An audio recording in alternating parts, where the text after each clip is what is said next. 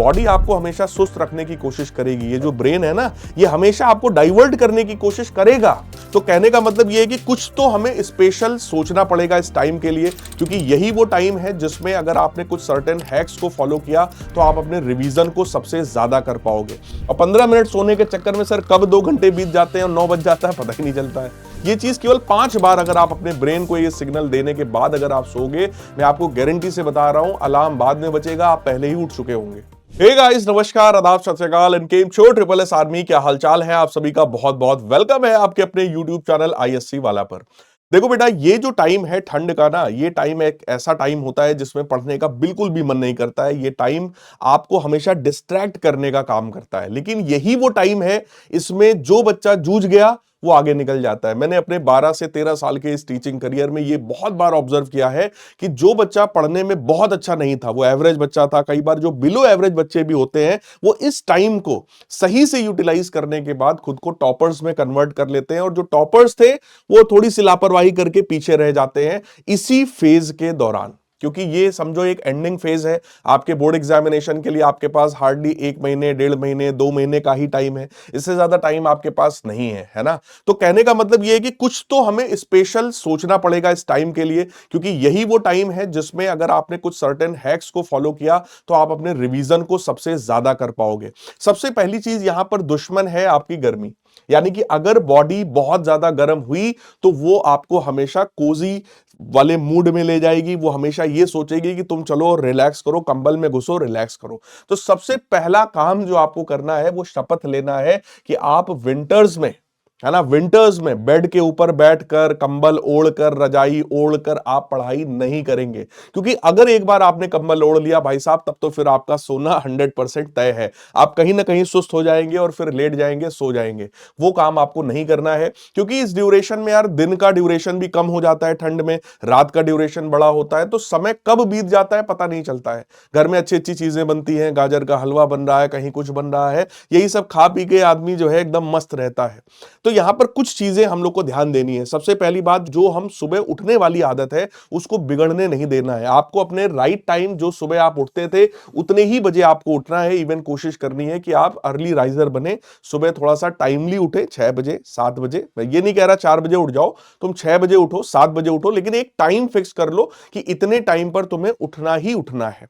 और आपको जो नींद लेनी है वो लगभग 7 से 8 घंटे की नींद लेनी है, इससे ज्यादा आपको नींद की जरूरत नहीं होती है।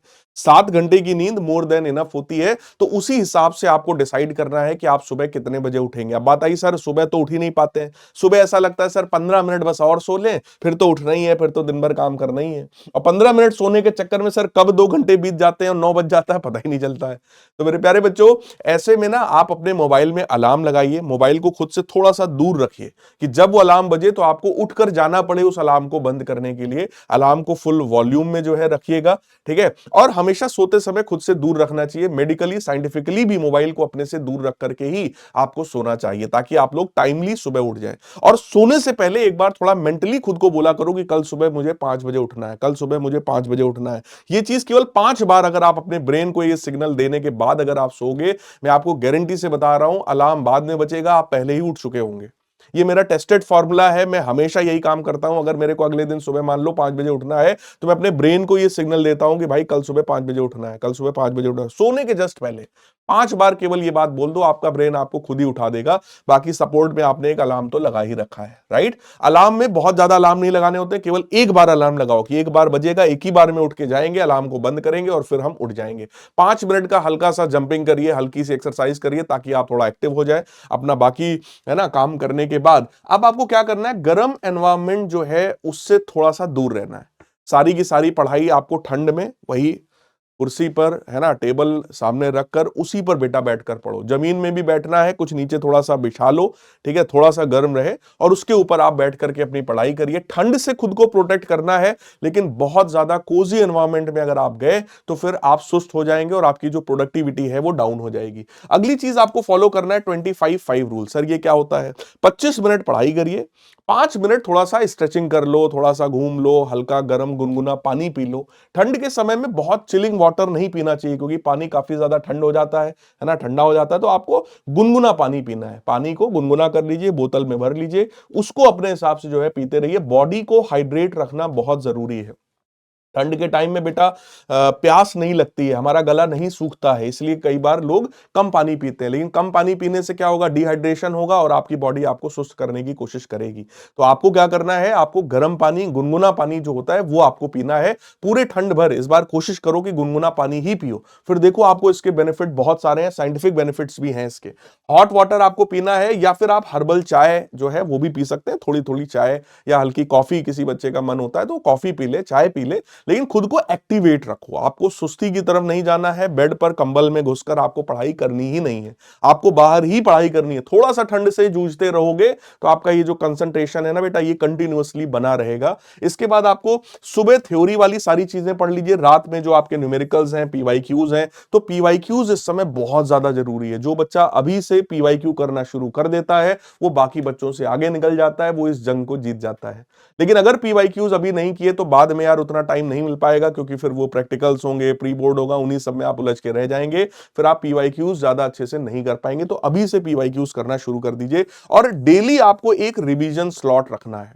नई नई चीजें तो आप पढ़ ही रहे हैं, लेकिन एक रिवीजन स्लॉट डेली 2 घंटे का, 2.5 घंटे का एक रिवीजन स्लॉट आपको रखना है, जिसमें चाहे तो कोई वन शॉट लेक्चर आपने देखा, या आप किसी प्रीवियस चैप्टर को आपने अपने नोट से रिवाइज किया, मतलब आपको एक चैप्टर डेली डेली रिवाइज करना है, चाहे वो किसी भी सब्जेक्ट का हो, है ना। तो वो 2 से 2.5 घंटे का एक स्लॉट रखिए जिसमें आप रिवीजन करेंगे। फोन अपने से हमेशा दूर रखिए, स्पेशली जब आप कंबल में गए हैं। अगर फोन हाथ में है तो वो फिर स्क्रोलिंग चलती रहेगी और फिर आपका सारा टाइम कब बीत जाएगा आपको पता नहीं चलेगा। तो इस चीज से आपको खुद को बेटा हमेशा बचा के रखना है, और आपको प्रॉपर स्लीप भी लेनी है। मैं ये नहीं कह रहा कि सोना ही बंद कर दो, सो ही मत, है ना, ऐसा नहीं है। आपको लगभग 7 घंटे की प्रॉपर नींद लेनी है, लेकिन इससे ज्यादा नहीं, क्योंकि बॉडी आपको हमेशा सुस्त रखने की कोशिश करेगी। ये जो ब्रेन है ना, ये हमेशा आपको डाइवर्ट करने की कोशिश करेगा कि अरे यार ठंड बहुत है, यहां तो हाथ भी बाहर निकालने का मन नहीं हो रहा, हम खुद कैसे पूरा बाहर निकले। लेकिन आपने अगर सुना भी हो तो बहुत सारे ऐसे प्लेयर्स हैं जो कोल्ड शावर लेते हैं, इसमें सुबह ठंड उठते हैं, पानी गर्म पीते हैं, है ना, लेकिन नहाएंगे एकदम ठंडे पानी से। ठंडे पानी से नहाने से एकदम ब्रेन जो है पूरा एक्टिवेट हो जाता है, आप एकदम एक्टिव हो जाते हैं। मैंने खुद भी इसको एक्सपीरियंस किया है लाइफ में, डेली मैं आपको बताऊं, मैं खुद भी ठंडे पानी से नहीं नहा पा रहा हूं, कोशिश कर रहा हूं। लेकिन आप भी थोड़ी थोड़ी सी कोशिश करिए, मैं ठंडे पानी की बात नहीं कर रहा, लेकिन खुद को एक्टिवेट रखने के लिए हर संभव प्रयास आपको करना पड़ेगा, क्योंकि यही वो टाइम है जो आपके फ्यूचर को बेटा चेंज कर सकता है। आप अगर अच्छा परफॉर्म करते हैं अपने बोर्ड एग्जामिनेशंस में, तो इसके बाद के जो करियर ऑप्शंस आपके लिए खुलते हैं वो बेटर होते हैं। तो अभी अपना बेस्ट दीजिए, अपना बेस्ट दोगे तो ऑब्वियस है आपका रिजल्ट, आपकी सारी चीजों में इंप्रूवमेंट आएगा, आपके परफॉर्मेंस में इंप्रूवमेंट आएगा, और आप ओवरऑल बहुत अच्छा कर पाएंगे। तो मिलेंगे किसी और स्ट्रेटजी वीडियो में, किसी और सेशन में, तब तक के लिए good bye, take care, love you all, God bless. सभी लोग कमेंट्स में एक चीज जरूर बताइएगा, कितने % तक आपकी पढ़ाई हो चुकी है, यानी अगर आज आपका एग्जाम ले लिया जाए, कल परसों में एग्जाम ले लिया जाए, तो आपको क्या लगता है कि आप कितने % मार्क्स ला सकते हैं? 60%, 70%, 80%, 90%, 95%, 100%, कितने तक आपको लग रहा है कि आपकी पढ़ाई अभी तक चल रही है? और अगर वो पढ़ाई कम है तो आपको यही टाइम है बेटा उसको इंप्रूव करने का। अभी डरने की जरूरत नहीं, बस सीरियस होकर पढ़ने की जरूरत है। मिलेंगे अगले वीडियो में, good bye, take care, love you all.